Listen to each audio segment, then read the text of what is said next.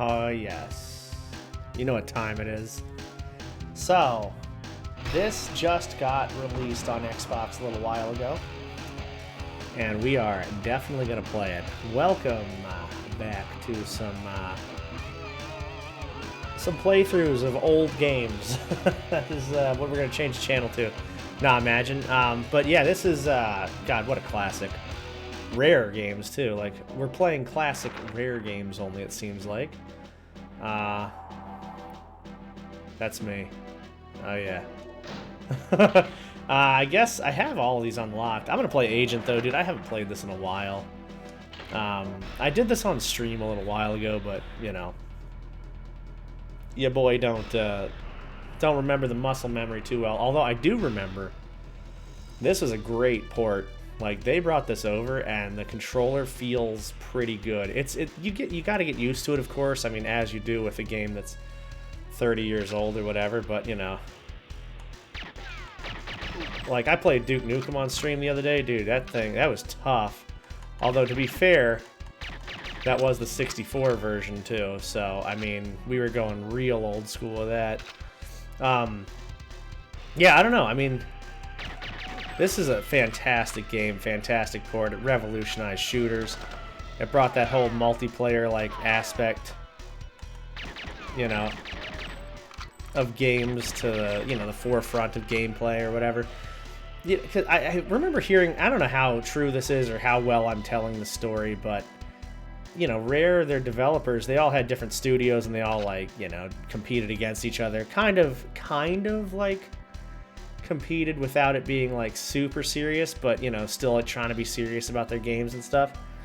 And this team had the idea to have this like multiplayer in the game, and you know, it was not well received, but one of the, you know, ended up being one of the biggest like selling points of this game. This massive commercial success that was Goldeneye. You know, the crazy thing about this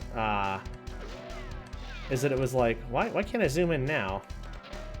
Oh, that's how. Okay.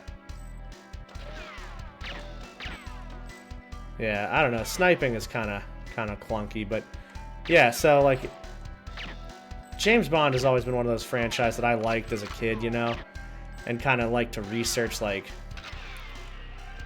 you know, what were the Bond movies like and everything like that. And I you know, I did like a movie tier list, I think. I might do another one on this long stream that I'm currently doing.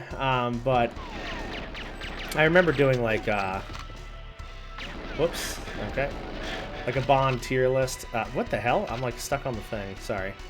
And you know, it's just one of those things where like I've seen a lot of the movies, if not all of them, and fascinated by the topics and stuff. And so I was like, yo, dude, let's just play this game on stream. And we just got talking and, you know, rolling with all the movies and everything like that. But at the time this came out, I was probably like, I don't know, 6, 7 years old. And then the movie came out when I was around 5 or 6. So Goldeneye, this, man, so much to talk about with this game.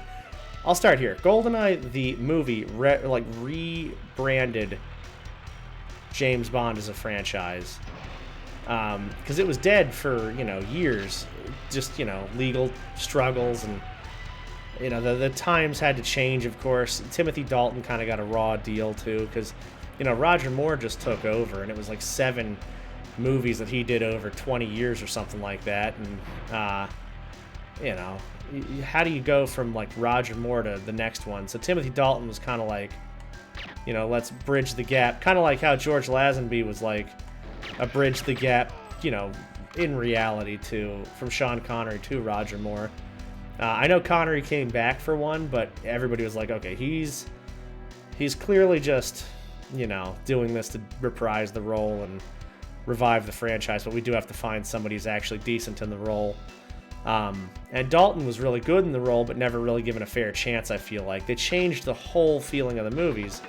So the movies turned from, you know, these like jokey, kind of campy movies that Roger Moore was doing to, you know, a real serious tone. I mean, one of the darkest movies they made before, you know, Daniel Craig took over was License to Kill. That movie was crazy, dude. It was like, yeah, that was a wild movie, man. I never seen things like that in a James Bond movie. So, you know, they do that. revitalized the franchise with Goldeneye, which was an incredible movie, incredible success, all around great movie. Definitely Brosnan's best, you know, I mean, without a doubt. But it's also one of those stories where it's like, you know, the first movie you see in a franchise is usually like the one you have a sweet spot for, you know? Whether it's good or bad, it's like that's your first experience with it, and that's the one you're going to probably like the most. Goldeneye was the first one. Brosnan was incredible in the role. You know, he looked the part, he acted the part, and it was the first time I had ever seen anything like that, so that was another thing. Yeah, I don't know, it was just an incredible movie all around. And then this game comes out, does the same thing. It revolutionizes, like, you know, multiplayer in the FPS genre and everything like that. And it's like, wow, this is an incredible game. And another thing is, this movie made into the game is essentially like, hey, we'll take each scene from the movie and expand on it a little bit, you know, try to give it a little more depth. So if you're watching the movie and then you play the game, you can kind of parallel what happens next and all this. There's obviously some embellishment and like stuff added for content and, you know, thicken up the game a little bit, but at the end of the day, like, it's a very complimentary game for the movie. And, you know, dam is just that, like, that, what just happened right there, jumping off that dam, was literally iconic. I mean, it's just something that everybody remembers, you know? What a game. What a freaking good game, and I'm so excited to be playing this with all y'all. Yeah, I don't know. I always had a tough one with this mission. Even when I played it on stream, I was like, I don't know what the hell I'm doing. But this Rendezvous with 006, as a kid, I mean, how do you read that word, first of all? Second, I was like, what do we have to do? There's this endless supply of enemies that come through here. So I was like, how do we do this mission? All you gotta do is talk to the guy and then blow the things up. But I thought we had to sit there and kill like 1,000 dudes or whatever. We were just waiting. You know, we never finished this mission. So once again, kid brain playing this game. I think a lot of times the ratings are there not so much to say, hey, this will corrupt your kid, but more like your kid won't fucking get this if, you know, if he's a certain age, he won't understand what's going on. He's very stupid and only likes pizza. That's what I took out of it, though, and that was me growing up. I was very stupid and I only liked pizza. You'll notice this game, the graphics, I mean, for the time, dude, the 64 was a powerhouse. Not too bad, huh? And I like that they use different kinds of technologies in the game, too. So, like, whoops. You know, these, like, faces they have plastered on. They're real funny. AI is not a complete joke in this game. Although the difficulty settings, you can clearly tell, like, you know, the degree of difficulty comes with how many enemies just come swarming in and everything like that. There are some levels that are just ridiculous. The tank scene where you're driving the tank through the city, God. That one is giving me, like, flashback nightmares right now. And I am not ready for it. I am not ready for it. See how fast I can get through some of these earlier levels, because I know I can do these pretty quick, but, you know, recording never goes exactly how you want it, because sometimes, well, you know, you're not always in the zone. I don't know. See, that's the thing. I'm not like a professional at these games, and I don't claim to be. That's the other thing. Like, you know, a lot of times I gotta, like, play through these a little bit, remind myself how they go, and then, you know, the first couple levels, as you have noticed throughout a few of these playthroughs, I'm just like, oh yeah, dude, I can play this game. And then as we get to, like, the middle and end of the game, I'm like, how the fuck do I do this? I don't know how to do this. It's crazy. Yeah, it gets ugly fast. But nevertheless, we're gonna roll with it. We're gonna do our thing, and we are gonna have a wonderful time. Oh yeah, the auto aim in this game, boy, it is just life-saving. Absolutely life-saving. These guys' faces, man. I always thought they took, like, faces off of the people that worked at Rare. How funny would that be? And I always thought these were pretty cool, too. We have to talk about, guys, we have to talk about the music in this game. I mean, you know I love music. You know I love music. And I'm telling you right now, dude. The music in this game is outrageous. It is unbelievable. It's so good. And, you know, what makes this music good is, again, movie tie-in. Like, the game itself is so well tied into the movie. The music itself is, too. It has those, like, those notes, those key, you know, feelings from, like, the, you know, the overall theme song of the James Bond franchise. They have, like, the song that, let's see. I forgot who sang the song. I think it might have been Gladys Knight or something. I cannot remember who sang the Goldeneye song. There's like themes from that. There's themes from you know, a few of the older songs as well for that nostalgia feel. Nostalgia on a nostalgia game, right? Like, how'd they do it, huh?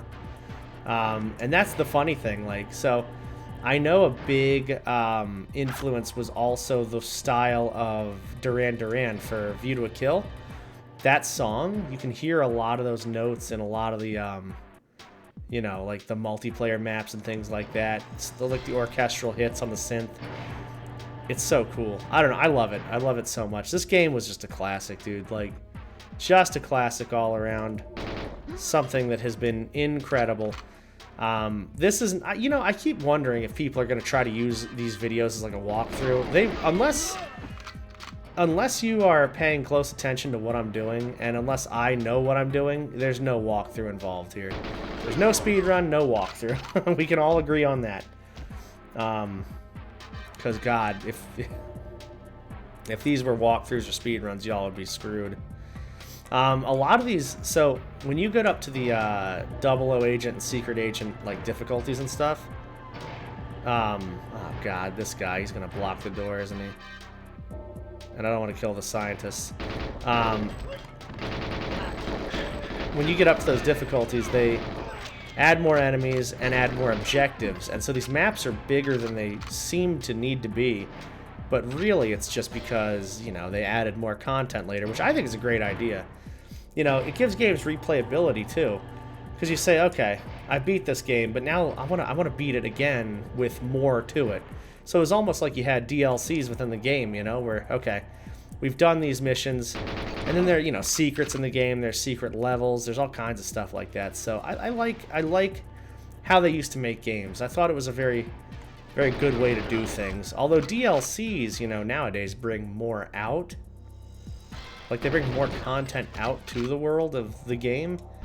I think back to, you know, just Far Cry games and stuff like that. You know, you get a DLC for that, it's like a whole other game or a whole other way to play the game, which is a cool idea too. But you know, they put all their heart and soul into this base game, and then I feel like there's just no way to make the effort to put that same kind of love and caring into that game. It's almost like a part 2 or like a 2.5 or, you know, whatever, 1.5 in the game. And, you know, when there's a DLC, and it just doesn't feel as it doesn't feel like the same game, essentially. Whereas this, you know, you add more into the game, it feels like there's the same heart and soul in that, you know, stuff they did versus just adding like another chapter or whatever. Some games can get away with it and do it pretty well, but I don't know, man. I'm over that. I want games like this again. I like it. Just always thinking about... Oh, here's a helpful tip, by the way, if you're playing this game. Put these mines on the outside here. You'll get both canisters. If you don't do that, it'll be hard to do this. We can get out of here. Gotta wait for him to stop talking. And these guys come out. As soon as they come out, then we can blow these things up. I don't know what is he shooting at right now. This man's out of his mind. Alright, well, see you later. Alright, and we'll get the hell out of here. Should be good. And yeah, I always thought that was kind of a, you know, an interesting thing. Like, old games, you could only do so much, and obviously you can't do DLCs with old games. So you put your DLCs within the games. There's secret levels, secret campaigns, extra missions, extra ways to play the games. And nowadays it's like, okay, well, here's your base game, and then we'll just add, like a little bit extra every now and then. And I guess, I don't know. I mean, sometimes, like I say, sometimes it's hit after hit, and sometimes it's kind of like, what's the point of this DLC, And if it's free, it's free. If you pay for it, then it's kind of like, damn, what are we paying for? You know what I mean? But yeah, either way, thank you all for being here. Thank you all for indulging me in yet another nostalgia run where I just ramble about nostalgic stuff. If you guys have anything you want to add, or really anything at all, games you want to see, all that stuff, you can throw them in the comments. I read all comments. I hang out in the Twitch chats a lot and things like that. I hang out on different YouTube profiles and talk to people there. So I'm very active on socials and everything. I'm doing this full time now, so I am definitely going to put in effort to be able to talk to people. So it's been great hanging out, as always, y'all. I love it. I thank you all for being here. Thank you for everything. I will see you all in the next one. Have a good one.